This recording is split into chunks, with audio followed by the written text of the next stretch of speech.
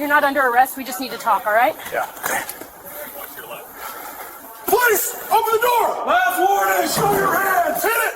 Hitting! Again! Door's giving! Clear left! Way right. Hands up. You see him? Keep them high. Don't move! On a warm afternoon in Phoenix, Arizona, 34-year-old Tara Bennett stepped out of a small neighborhood grocery store with a plastic bag in her hand. Inside were a few items for dinner. Nothing unusual, nothing dramatic. Just an ordinary day. Felt completely normal until it wasn't good or pleasant to her. Had no idea that in less than 5 minutes, her entire life would be turned upside down.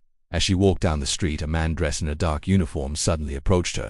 He moved with confidence. He flashed a badge quickly, just long enough for her to see it. He told her he was with Immigration and Customs Enforcement. His voice was firm, controlled, and intimidating. He said she was in serious trouble. He told her that if she didn't come with him immediately, she would be arrested and deported. Tara froze. What that man didn't know or maybe didn't care about was that Tara Bennett was a United States citizen. She was born in Texas. She had lived her entire life in this country. She had every legal right to be standing on that sidewalk. But fear doesn't care about facts. Fear shuts down logic. Fear makes people obey. Tara didn't argue. She didn't ask to see paperwork. She didn't demand proof. She didn't run. Her heart was racing, her hands were shaking, and her mind was filled with panic. She believed him, so she did exactly what he told her to do. She went with him. They crossed the street together. The man walked slightly behind her, one hand resting firmly on her elbow, guiding her forward. To anyone passing by, it looked routine. Like a normal law enforcement stop, like nothing out of the ordinary. But it wasn't that. It was a kidnapping happening. In plain sight. What no one knew at that moment was that someone across the street was watching.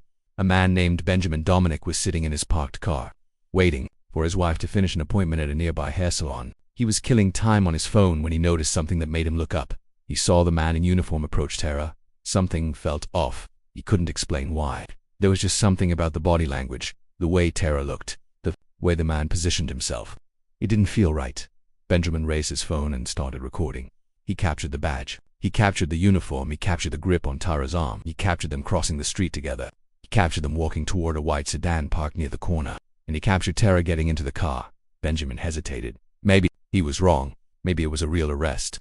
Maybe everything was fine. But that uneasy feeling wouldn't go away. So he trusted his instincts. Benjamin followed the white sedan from a distance. He didn't get too close. He didn't want to be noticed. He followed it for about 8 minutes until it pulled into the parking lot of a rundown apartment complex. He watched the man step out, walk around the car, and open the door for Tara. Then they disappeared inside.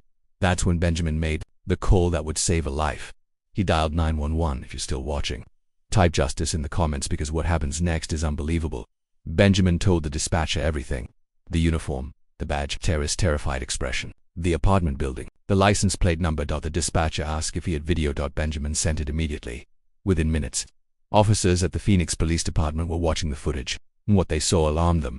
The badge didn't match any official ICE credentials. The uniform was wrong. The patches were misplaced. The colors were slightly off. This wasn't law enforcement. Police ran the license plates. The car was registered to Richard Deitz, age 41. Then they checked his history. What they found was chilling. Richard Deitz had been arrested twice before for impersonating a police officer. In both cases, his victims were women. In both cases, he used fear and authority to control them. And in both cases, he walked away with light sentences because the victims were too terrified to testify. But this time, there was a video. This time, there was a witness. And this time, the police knew they had to move fast. Officers were dispatched immediately. Within 20 minutes, the apartment complex was surrounded. All exits were blocked. One officer walked up to Richard's door and slammed his fist against it. He didn't knock politely. He shouted that they were police. He demanded the woman be released immediately.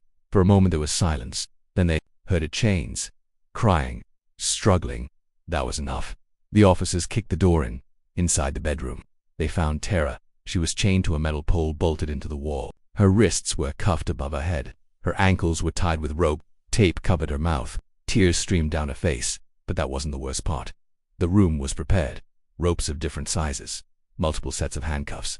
Chains stacked. In the corner, straps, locks, buckles. A toolbox filled with instruments no one should ever use on another human being. This wasn't spontaneous. It was planned. Tara had been inside that apartment for less than an hour if Benjamin hadn't spoken up. She might never have been found. Richard tried to hide in the bathroom. He locked himself inside. It didn't matter. Officers broke the door down. They found him shaking in the corner, his fake badge still clipped to his belt. The uniform that once gave him power now looked pathetic. When detectives dug deeper, the case became even darker. 3 women had gone missing in Phoenix over the past 4 years, all women of color, all last seen walking alone, all approached by someone in uniform. 2 names stood out: Doris Hart and Eva Brown. Searches of Richard's apartment uncovered photographs, dozens of them hidden under his bed. Some showed Richard posing with women. Some showed fear. Some showed Doris and Eva. He had been doing this for years. The trial began 6 months later.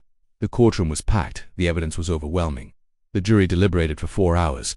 Doris Richard Dietz was convicted of kidnapping, false imprisonment, impersonating a federal officer, and assault. He was also charged in connection with the disappearances of 3 women. Sentence: 30 years in federal prison. No parole. Tara survived. Benjamin was honored, and Arizona passed the Tara Bennett Protection Act, strengthening penalties for impersonating law enforcement and educating citizens on their rights today. Tara speaks publicly, teaching people how to protect themselves. 1 stranger noticed. 1 phone recorded. 1 call was made. And 1 life was saved. If this story taught you anything, share it, because paying attention saves lives.